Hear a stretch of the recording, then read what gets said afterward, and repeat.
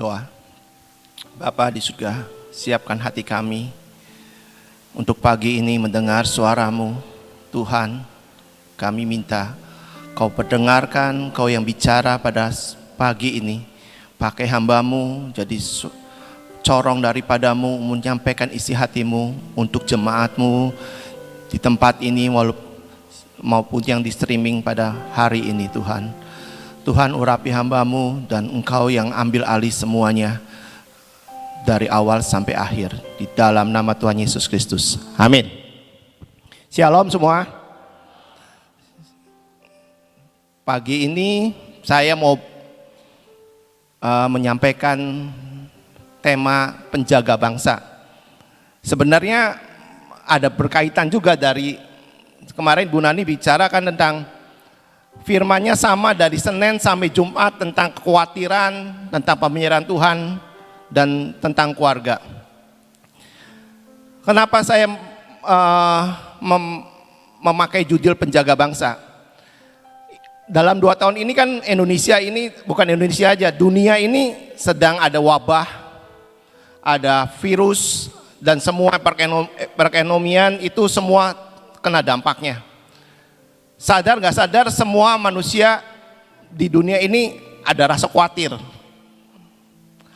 ada rasa takut untuk masa depan, untuk hari berikutnya, makan apa, usaha apa. Banyak yang di PHK, banyak yang usahanya tutup.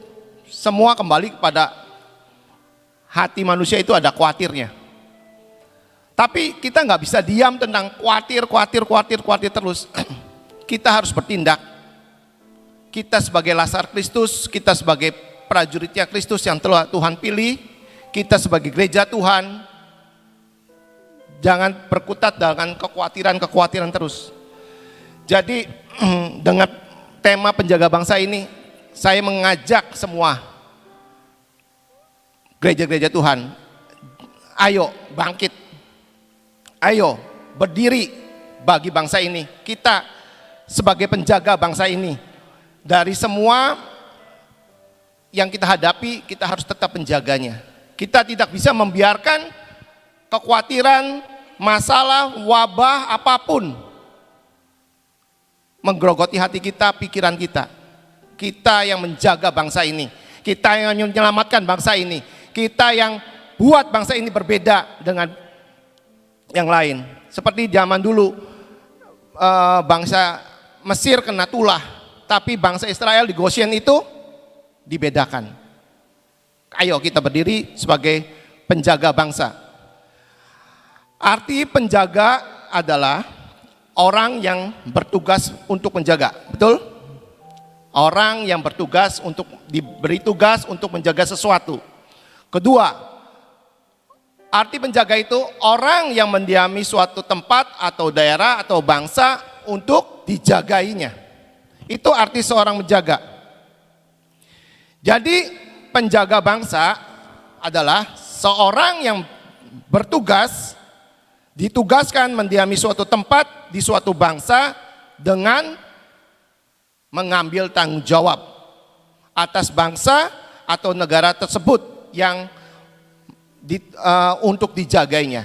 Jadi penjaga bangsa ini bukan orang hebat, saudara, bukan orang super power, bukan orang yang punya kekuatan, tapi penjaga bangsa itu adalah orang yang mau mengambil suatu tanggung jawab atas bangsa ini.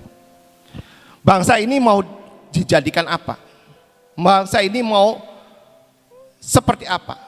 Kita yang ambil tanggung jawab semua sebagai penjaga bangsa, sebagai penjaga kota, sebagai penjaga provinsi. Kita yang ambil tanggung jawab. Namanya penjaga suatu bangsa, suatu daerah.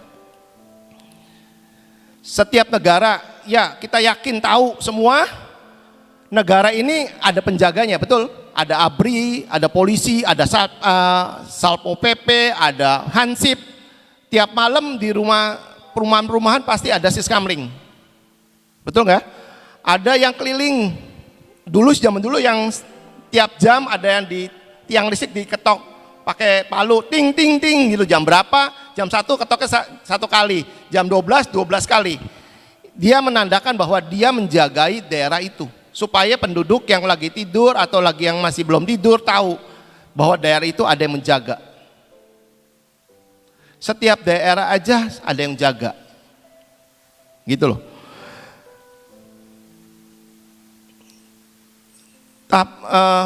Kita sebagai anak-anak Tuhan, apakah kita juga ikut menjaga?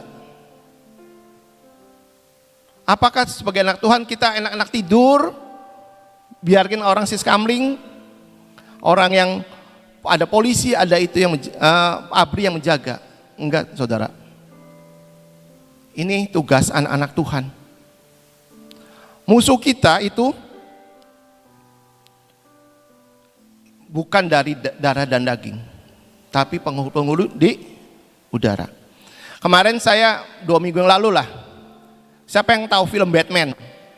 Pasti tahu kan film Batman? Masih main di XX1, kalau belum nonton, nontonlah. Saya bukan hanya sekedar menonton Batman, tapi setiap film yang saya lihat itu saya ambil intisarinya. Filmnya ya dari zaman dulu Batman-nya seperti itu aja, nggak ada perubahan. Dia tinggal di Gotham City. Gotham City itu suatu kota yang besar, yang crowded gitu loh. Lalu ini kok hilang catatannya.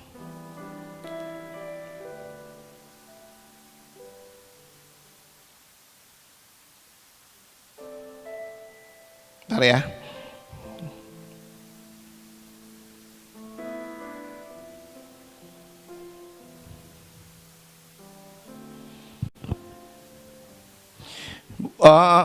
Gotham City itu kota yang besar, yang crowded, yang penuh dengan kejahatan. Selalu banyak kejahatan, tiap hari ada kejahatan. Di kota itu ada namanya Bruce Wayne. Bruce Wayne itu bangsawan. Bangsawan yang benar-benar kaya benar, miliarder. Dia lihat kotanya banyak kejahatan, bentuk-bentuk kejahatan. Dia dengan kekuatan uangnya dia membuat suatu teknologi yang canggih untuk dia punya alat yang bisa melindungi dirinya untuk menjaga kota. Jadi di film itu ya dia selamatin kota dari kejahatan-kejahatan, tapi di statement yang terakhir sebelum habis Batman ngomong ada suatu statement yang bagus. Walaupun di kota itu tetap ada kejahatan dan banyak kejahatan, seperti ini tidak ada perubahan, tapi saya tetap akan melindungi kota ini. Saudara-saudara, sepertinya di kota ini ya kita sudah lakukan apapun, tapi sepertinya nggak ada perubahan, gitu loh. Tapi tetapkah kita mau ambil tanggung jawab itu sebagai penjaga bangsa? Apakah kita mau tetap mempertahankan negara ini, menyelamatkan negara ini?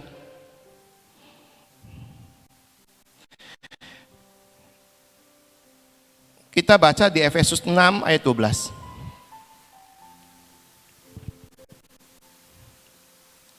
Di terjemahan bahasa Indonesia modern, masa kini. Di sini jelas banget, bukan yang seperti yang di terjemahan baru ya. Sebab kita berjuang bukan melawan manusia, melainkan melawan kekuatan segala setan-setan yang menguasai zaman yang jahat ini. Kita melawan kekuatan roh-roh jahat yang menguasai ruang angkasa. Secara jasmani yang menjaga polisi, secara jasmani menjaga ABRI atau siskamling. Secara roh, musuh kita itu setan-setan yang menguasai zaman ini, roh-roh jahat yang menguasai ruang angkasa. Jadi yang bisa menjaga itu kita, karena kita punya Allah segala roh. Untuk lawan roh harus melawan dengan roh. Secara fisik kita lawan dengan segala fisik.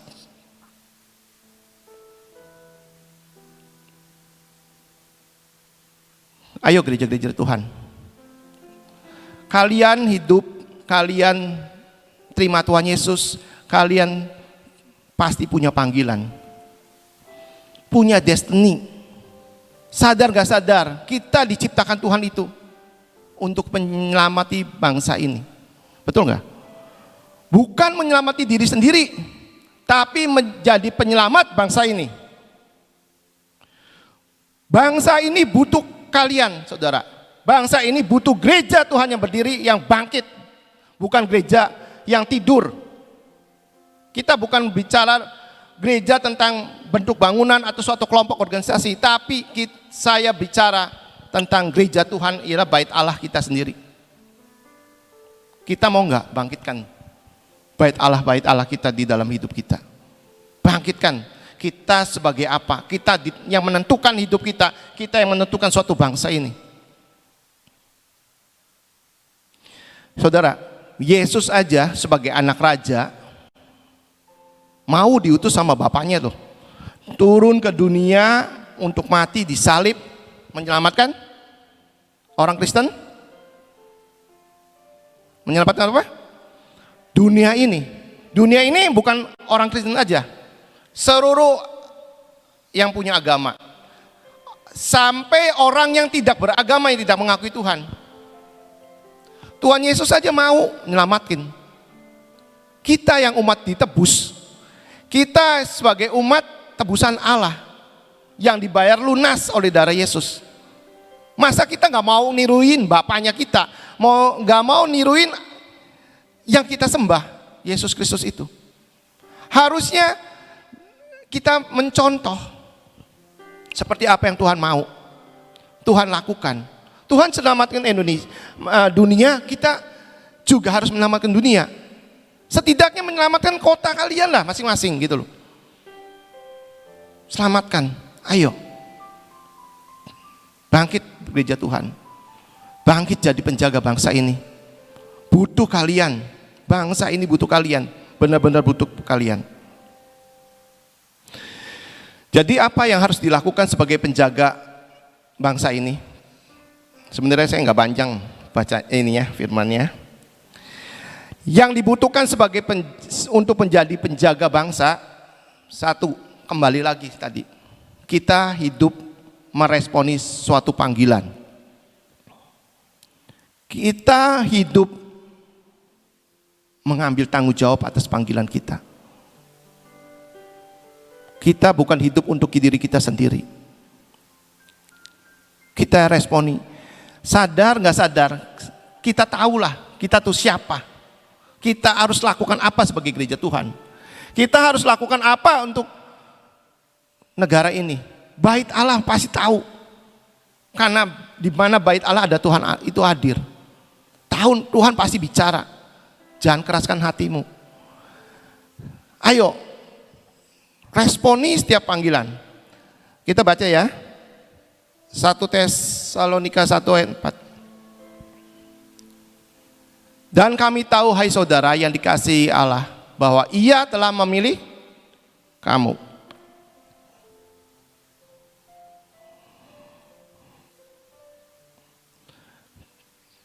Kita tahu kita tuh dikasihi Allah, kita diselamatkan. Tuhan mengasihi kita dengan semua kasih karunia-Nya. Tiap hari kita mungkin dosa. Tapi Tuhan dengan kasih karunia menyelamatkan kita karena Tuhan mengasihi kita. Tuhan tetap memilih kita loh sebagai anaknya. Tuhan gak buang langsung, kamu dosa langsung buang ke neraka, enggak. Dia milik kita untuk melakukan semua pekerjaan-pekerjaan yang Tuhan belum selesaikan. Bahkan kata Tuhan, engkau akan melakukan lebih besar dari apa yang aku lakukan. Ayo saudara, responi panggilan Tuhan. Bahwa dikatakan pada diri kita, saya adalah penjaga panggilan, penjaga bangsa ini. Saya dipilih Tuhan untuk menyelamatkan bangsa ini. Katakan terus tiap hari, supaya iman kita bangkit, supaya passion kita ada, bahwa kita itu benar-benar jadi penjaga bangsa. Jangan kita orang berdosa, saya nggak bisa apa-apa. Saudara, Saulus jadi Paulus, dia nggak bisa apa. Dari yang jahat jadi yang baik, dipakai Tuhan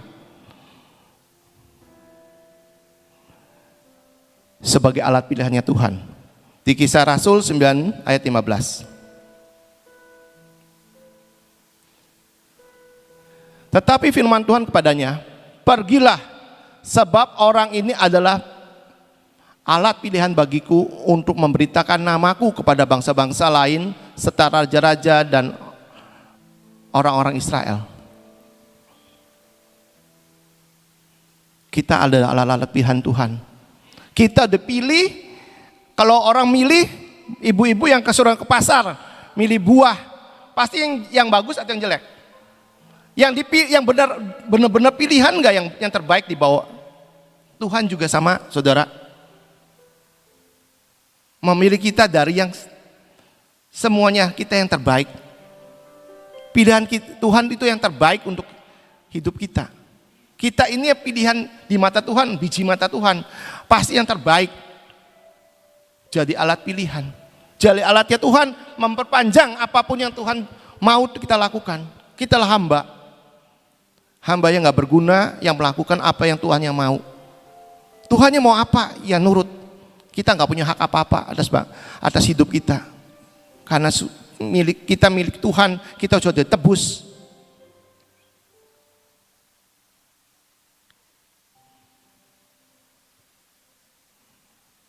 Jangan seperti Yunus, saudara. Yunus itu dipanggil Tuhan, kamu pergi ke Niniwe.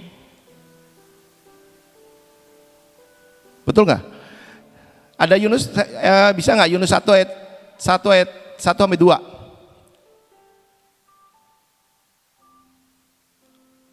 Bisa tampilkan?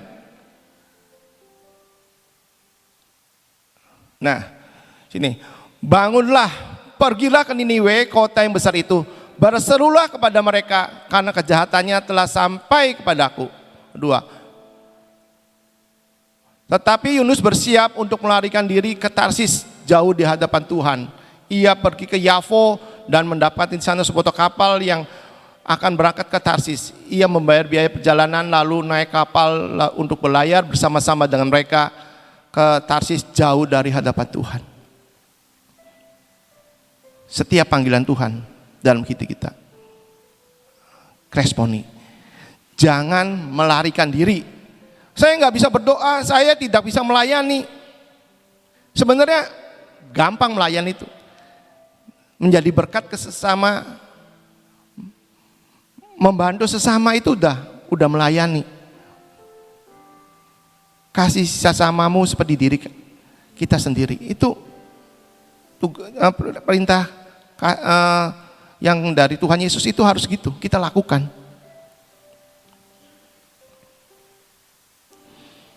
Yang kedua, sebagai penjaga bangsa,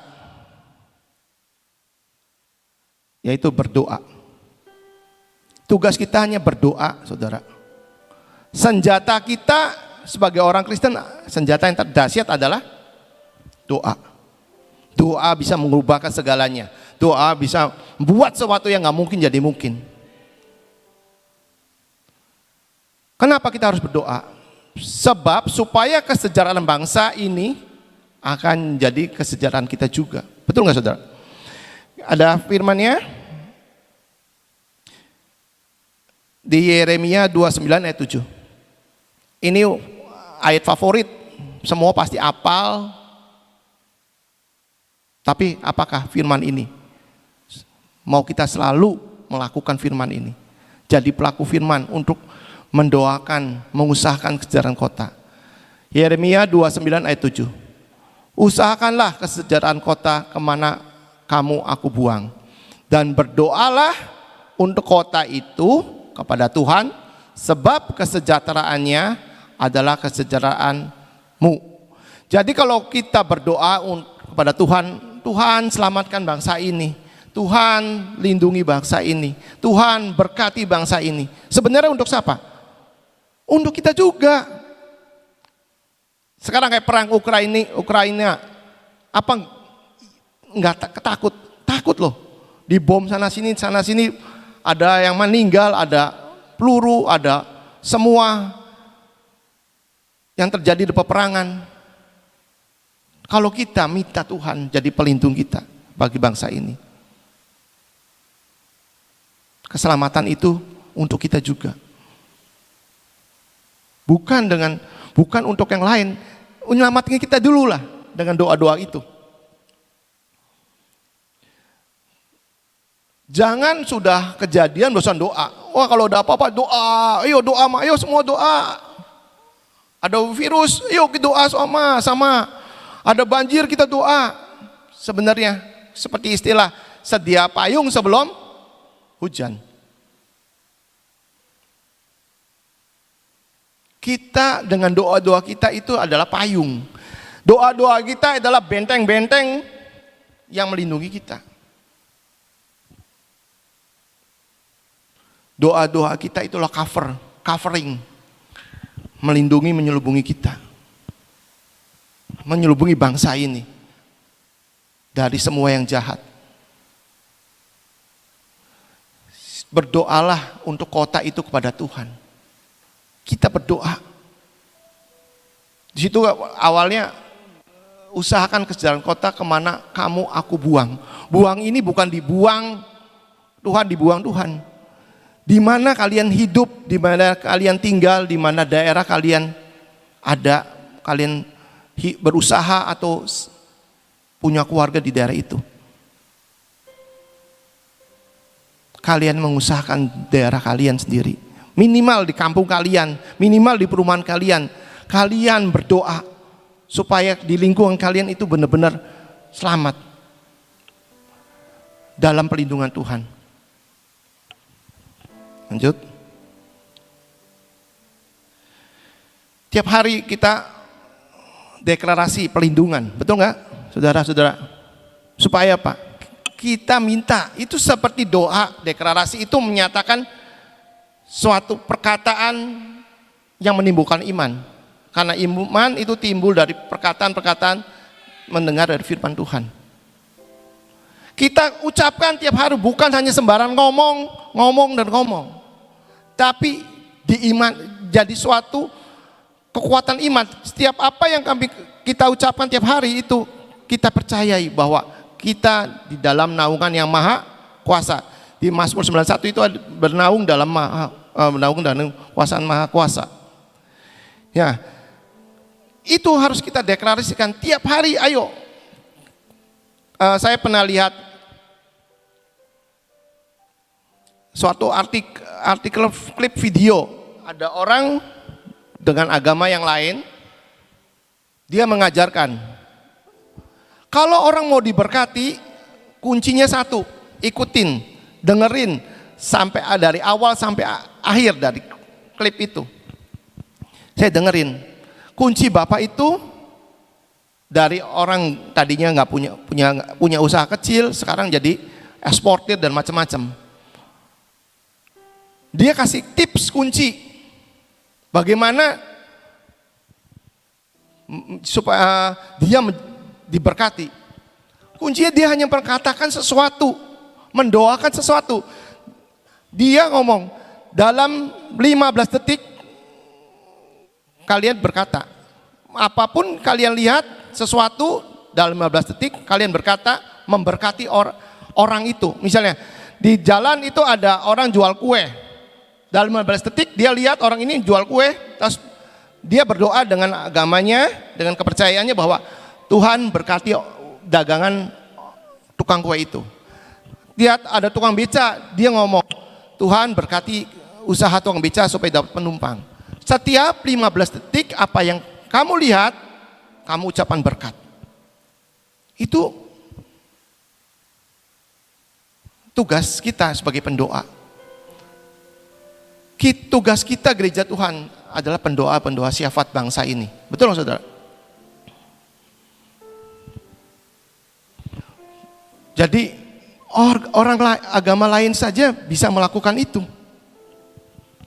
Kita tiap pagi, bangun pagi, buka jendela, berkati daerah kalian, perumahan kalian.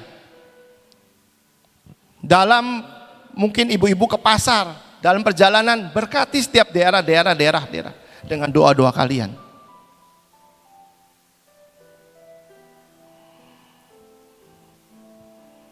Penjaga kota itu seperti Esther, saudara. Ratu Esther itu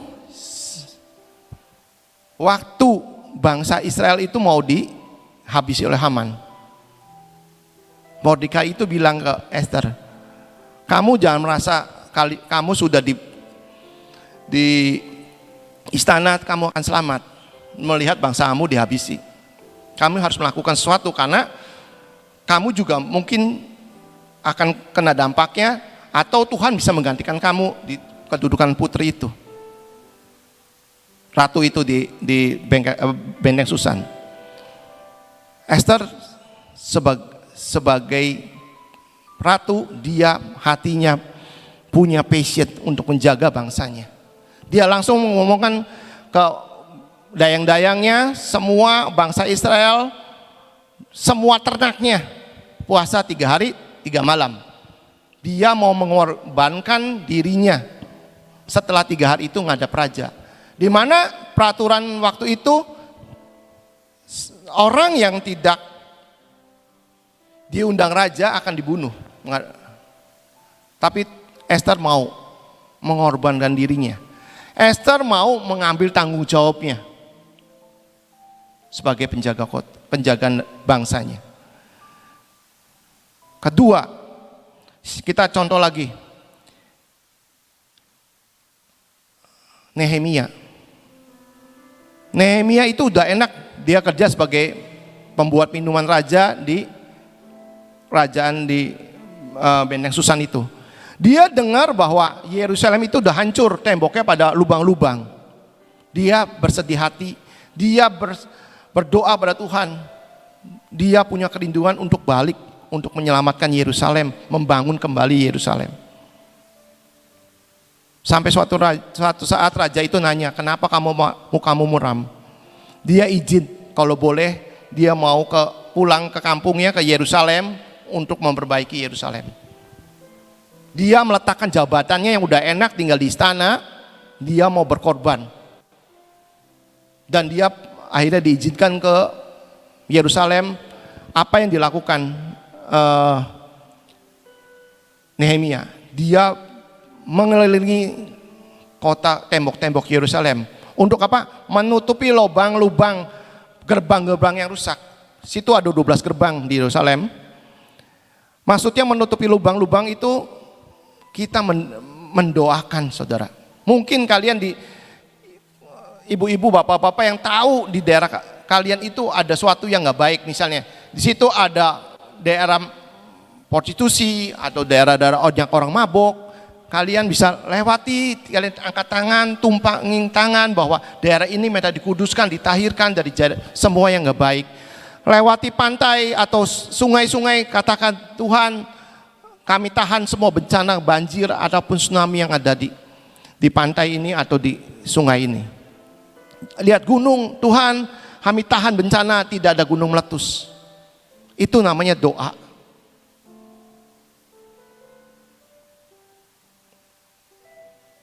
Terus yang ketiga, biar cepat. Mempersiapkan jalan bagi kedatangan Tuhan dan memperingati bangsa itu kembali kepada yang benar.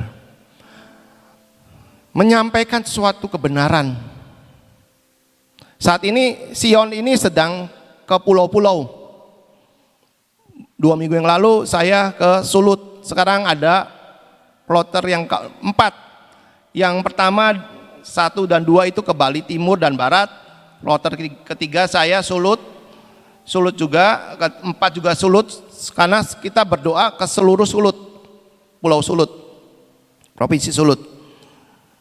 Untuk apa? Mempersiapkan jalan bagi Tuhan. Mempersiapkan karpet merah kedatangan Tuhan 2 kali. Menyelesaikan amanat agung semua gereja.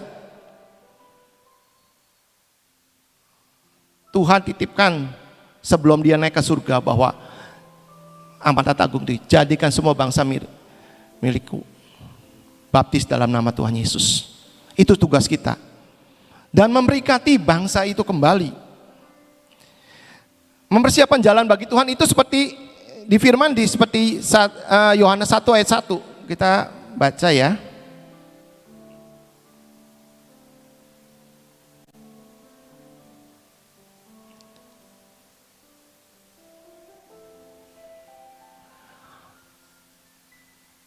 Sorry. Berapa ya? Ntar dulu. Sorry.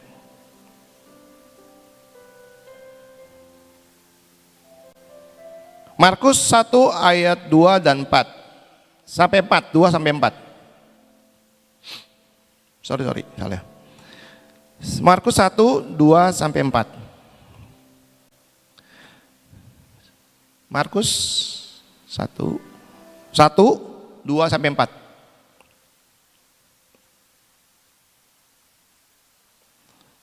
Markus 1 ayat 2 sampai 4. Seperti ada tertulis dalam kitab Nabi-Nabi Yesaya, lihatlah, aku menyuruh utusanku mendahului engkau, ia akan mempersiapkan jalan bagiku.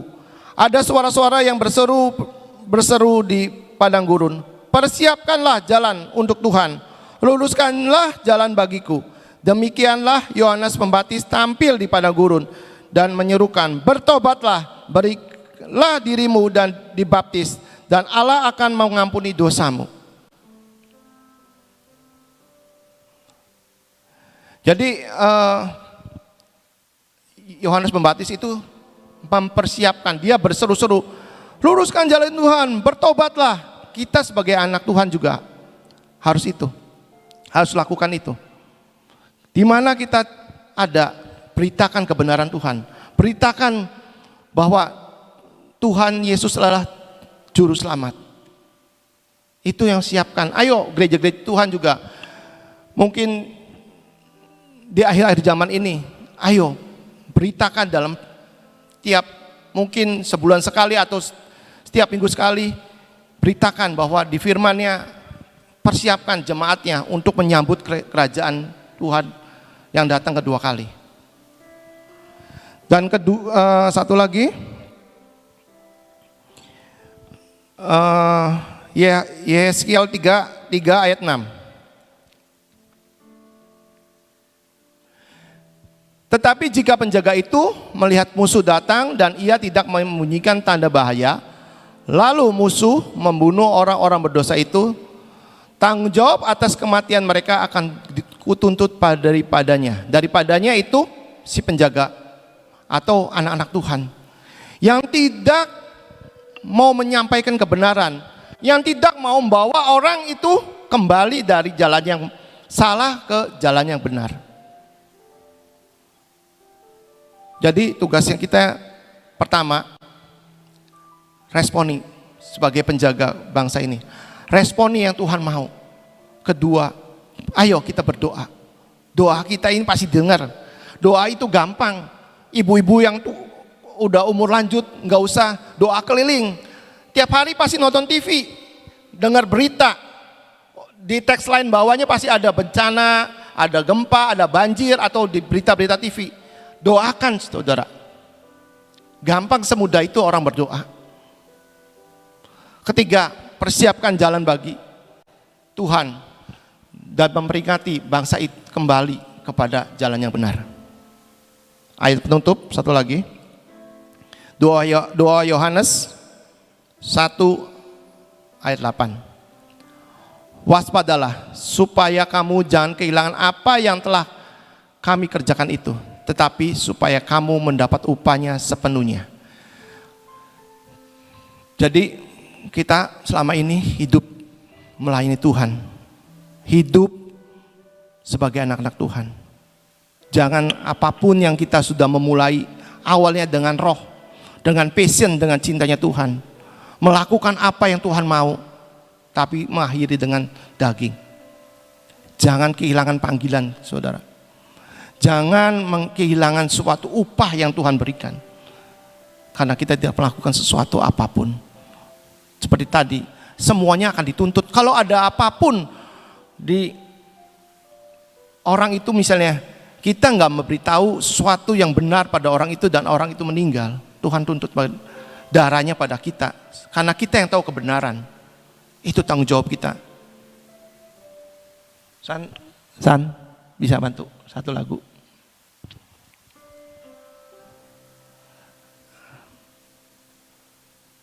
Biarlah renungan ini tertanam di hati kalian. Biar firman-Mu ini Tuhan, sudah hamba-Mu sampaikan. Tuhan Roh Kudus, Engkau yang kuat, Tuhan yang tidak terbatas, Tuhan yang terus bergerak, berbicara pada anak-anak-Mu, bicara pada gereja-gereja-Mu di tempat ini maupun yang streaming. Biarlah Tuhan, anak-anak-Mu, gereja-Mu ini tetap jadi penjaga bangsa.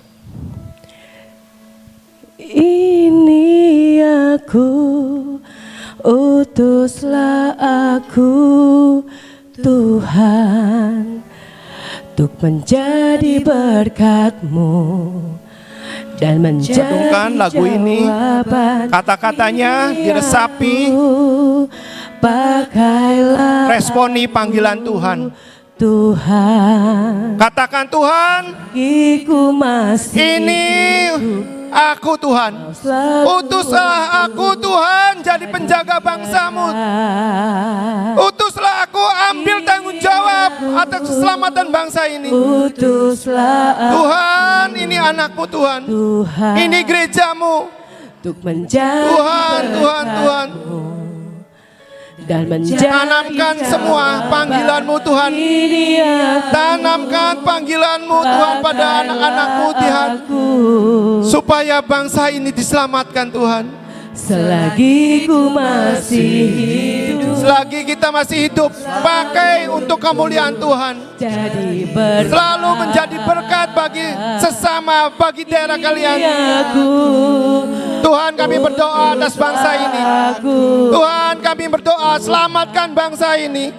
Kami berdoa lindungi bangsa ini dari semua bencana, dari virus-virus, dari banjir, dari tsunami, dari semua kerugian apapun, dari kematian sia-sia. Kami berdoa bagi presiden kami, bagi jajaran yang ada di bangsa ini. Tuhan, berkati mereka, lindungi mereka, beri kesehatan mereka Tuhan. Buat mereka Tuhan, apapun keputusan yang mereka buat untuk bangsa ini, Tuhan, Engkau yang tetapkan, Engkau berikan sesuatu. Apapun aturan-aturan yang Kau tetapkan, sehingga apa yang ditetapkan oleh bangsa ini sesuai dengan apa yang Kau mau, sesuai dengan hati-Mu Tuhan. Tuhan, kami berdoa untuk gereja-gereja-Mu. Biarlah Tuhan, pelita-Mu tetap nyala, api Roh-Mu tetap membakar mereka. Buat gereja-gereja-Mu bangkit jadi penjaga bangsa ini. Tuhan, kami serahkan seluruh doa ini Tuhan. Kami percaya, kami berdoa di dalam nama Tuhan Yesus. Kau dengar dan Kau jawab doa. Terima kasih di dalam nama Yesus. Amin. Jadi berkat. Tuhan memberkati. Langsung kita pengurapan, diborong semua.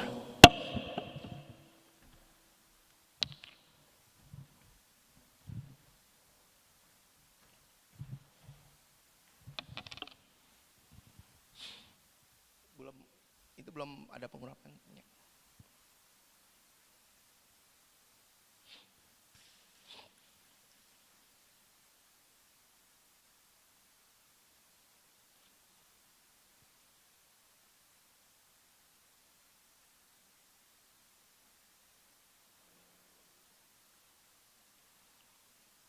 Yuk kita berdiri semua. Tuhan, di tangan kami adalah minyak biasa, tapi hamba-Mu minta Tuhan, Kau curahkan kuasa atas minyak ini. Karena tanpa kuasa-Mu Tuhan, minyak ini hanya minyak biasa. Kami melakukan urapan ini bukan suatu kebiasaan Tuhan, tapi kami membutuhkan Engkau berkuasa atas hidup kami. Dan saat ini biarlah kami minta pelindungannya daripada-Mu atas hidup kami urapi kepala kami, biarlah Tuhan pelindungan kami atas kami sempurna atas seluruh hidup kami sepanjang hari ini, dan biar pikiran Kristus itu memenuhi pikiran hidup kami Tuhan. Kami urapi mata kami, biarlah apa yang kami lihat seperti apa yang Kau lihat. Biarlah telinga kami urapi Tuhan, mendengar suara-Mu, mendengar panggilan-Mu, mendengar apa yang Kau mau supaya kami lakukan tepat seperti Kau mau. Urapi kami mulut kami Tuhan, buat mulut kami Tuhan mempersiapkan jalan kedatangan-Mu kedua kali. Buat mulut kami memperingati pada sesama kami untuk bawa mereka ke jalan-Mu yang benar. Tuhan, kami urapi hati kami Tuhan, buat hati kami, tanamkan passion-Mu, gelora cinta-Mu untuk mencintai Engkau, mempercayai Engkau lebih dari segalanya. Tuhan, kami mau urapi tengkuk kami, biarlah semua tegar tengkuk kami patahkan demi nama Yesus. Semua keraguan, semua tidak percayaan, semua kedagingan kami patahkan di dalam nama Yesus. Kami mau urapi tangan kami Tuhan. Ini tangan-Mu Tuhan, biarlah tangan ini penuh favor daripada-Mu. Tangan ini penuh sebagai wadah yang besar untuk menerima berkat-Mu, sehingga kami juga jadi berkat pada orang lain. Dan pakai tangan kami untuk menolong sesama kami. Dan kami mau urapi kaki kami Tuhan, buat setiap kaki kami berjalan dengan ketetapan daripada-Mu, dengan jalan-jalan-Mu Tuhan. Biar setiap kami yang daerah yang kami lewati, kami injak jadi pusaka milik kami, menjadi redominate dalam hidup kami Tuhan. Tuhan, biarlah Tuhan saat ini, hari ini, penyertaan-Mu sempurna atas hidup kami, berkat-Mu atas hidup kami, pelindungan-Mu atas kami. Dan Tuhan Roh Kudus sertai kami, Engkau yang tetapkan jalan kami, Engkau yang paksakan apa yang Kau mau atas hidup kami untuk menyelesaikan destiny kami. Berikan cinta itu Tuhan, tanpa cinta-Mu kami tidak bisa menyelesaikan destiny kami. Biarlah Tuhan kepenuhan daripada-Mu turun atas kami. Kami terima semua di dalam nama Tuhan Yesus Kristus. Amin.